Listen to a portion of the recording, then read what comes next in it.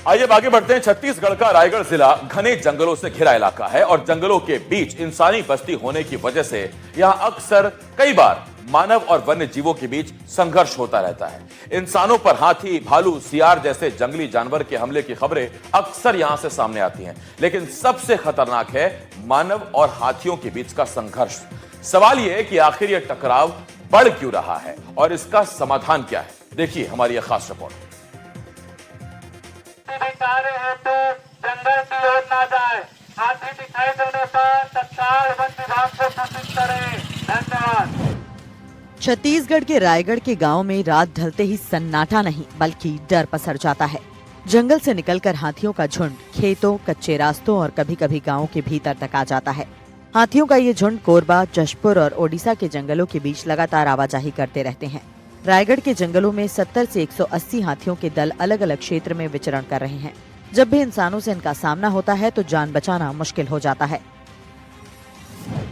यही कारण है कि यहाँ 25 सालों में 170 से ज्यादा लोगों की मौत हो चुकी है। 25 सालों में 75 से ज्यादा हाथियों की भी मौत धर्मजयगढ़ वन मंडल में हुई है। लकड़ी, तेंदुपत्ता बीनने, मवेशी चराने के लिए ग्रामीण जंगल में जाते हैं। जंगल में ग्रामीणों का सामना कई बार हाथियों के झुंड से हो जाता है। इसके अलावा फसलों को बचाने के लिए ग्रामीण कई बार अवैध तरीके अपनाते हैं। ग्रामीण अपने खेतों के आसपास बिजली के तार लगा देते हैं। इन तारों में फैले करंट की चपेट में आकर कई बार हाथी, दूसरे वन्य जीव, यहाँ तक कि ग्रामीणों की भी मौत हो जाती है।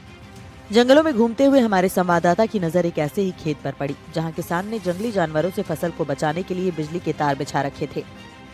क्षेत्रों में फसलों के बचाव के लिए किसान क्या क्या उपाय करते हैं, हम उसकी एक तस्वीर आपको दिखाना चाहते हैं। देखिए, आप देख सकते हैं ये खंबा लकड़ी का खूंटा गड़ा हुआ है जिसमें विद्युत प्रवाहित तार, जिसको कहा जाता है स्थानीय भाषा में झटका मशीन, ये लगाया गया है। और इसमें 3 तार जो है वो लगाए गए हैं, प्लास्टिक बीच में लगा हुआ है। और इससे क्या है, लकड़ी में वो टच ना हो और करंट प्रवाहित ना हो, आर्थिंग ना मिल जाए, इस चीज का ध्यान रखा जाता है। ये जो इसका जो काम है, ये फसल को बचाने के लिए किसान खेतों में लगाते हैं।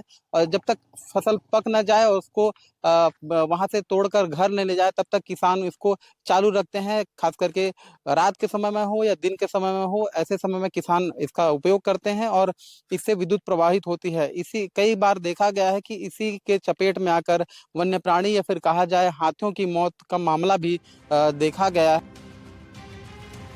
धर्मजयगढ़ वन मंडल हाथियों के लिए आदर्श क्षेत्र है। यहाँ हर महीने 80 से 120 हाथी विचरण करते हैं। वन विभाग ने हाथी और मानव संघर्ष रोकने के लिए कई तरह के कदम उठाए हैं। इसके लिए कई दल निगरानी और अलर्ट को लेकर लगातार काम कर रहे हैं। ऐप के माध्यम से गांव वालों को अलर्ट भेजा जाता है। हाथियों के हर दल को ट्रैक किया जाता है। इसके लिए हाथी मित्र दल भी काम कर रहा है। ये हाथियों के विचरण पे और उनके मतलब फसल हानि पे, दोनों के नुकसानी के लिए और उनके विचरण में निगरानी के लिए हमारे पास वन विभाग की तरफ से बहुत सारी उसमें पहल की गई है। उसमें सर्वप्रथम है कि गत संकेत ऐप है। इसके माध्यम से लगातार हाथियों के अपन लोकेशन गाँव वालों को देते रहते हैं और उसके माध्यम से जितने गाँव वालों का नंबर हम उसमें डालते हैं, सबको पर्सनली 3 बार उसमें वॉइस मैसेज जाता है और मैसेज भी जाता है। सेकंड है, हम ट्रैकर लगा के रखें। हर लोनर और हर ग्रुप के पीछे ट्रैकर काम करता है जो हाथियों को 24 घंटे अपने नजर में रखते हैं और उससे गांव वालों को अवगत कराते हैं। दोनों के बीच एक निर्धारित दूरी बना रहे, इसमें लगातार वो प्रयास करती है। तीसरा है हाथी मित्र दल। हाथी मित्र दल पूरे वन मंडल स्तर पे हाथियों के लोकेशन लेके हाथी के व्यवहार, उसके विचरण काल, उसके रहवास क्षेत्र में कब आता है, कब बाहर जाता है, उसके पूरे जिला स्तर पर उसकी पूरी गतिविधियों से वन विभाग को और साथ में स्थानीय ग्रामीणों को ये लगातार अवगत कराते हैं ताकि उससे हमको एक सुरक्षा दायरा बना रहे। हाथियों के हमले से मौत होने के मामले में वन विभाग मृतकों के परिजनों को 6 लाख रुपए का मुआवजा देता है।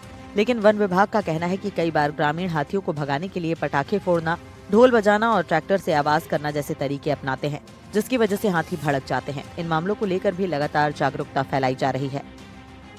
बिल्कुल, पहले ऐसा होता था कि जब भी हाथी दिखते थे ना, तो या तो ट्रैक्टर से साइलेंसर को स्पीड करना, पटाखा फोड़ना, उसके पीछे डफली ढोल धमाका लेके दौड़ते थे। लेकिन आज की डेट में वो इतिहास के पन्नों में जन जागरूकता का इतना अच्छा प्रभाव पड़ा है कि आज धर्मजयगढ़ में अब ये सब चीजें देखने को नहीं मिलती। और यही चीज है, जितना आप शांति व्यवस्था रखेंगे, जितना हाथी शांति से निकल जाए आपके गाँव के बगल से, उतना ज्यादा जनहानि या हाथी को भी नुकसानी होने की संभावना सुनने देती है। विशेषज्ञों का मानना है कि जंगलों का सिमटना, हाथी कॉरिडोर पर अतिक्रमण, अवैध बिजली तार और मानव लापरवाही इस संघर्ष की बड़ी वजह है। हाथी और इंसान दोनों की जान कीमती है। जरूरत है संतुलन, समझदारी और समय रहते ठोस कदम उठाने की। एनडीटीवी के लिए रायगढ़ से दुर्गा प्रसाद मिर्धा की रिपोर्ट।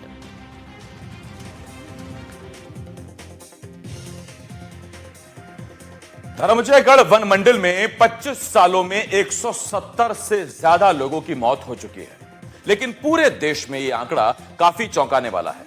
आंकड़ों की बात करें तो साल 2020-2021 में देश भर में हाथियों के हमले से 464 लोगों की मौत हुई है। साल 2021-2022 में 545 लोगों की मौत हुई है, जबकि साल 2022 और 2023 में 605 लोगों की जान गई। हाथियों के हमले से यह मौत हुई। वहीं साल 2023-2024 में 629 लोगों की मौत हुई। हाथियों के हमले से मौत हो चुकी, यानी कि साल दर साल यह आंकड़ा बढ़ रहा है और इसीलिए यह बहुत बड़ी चिंता का विषय है।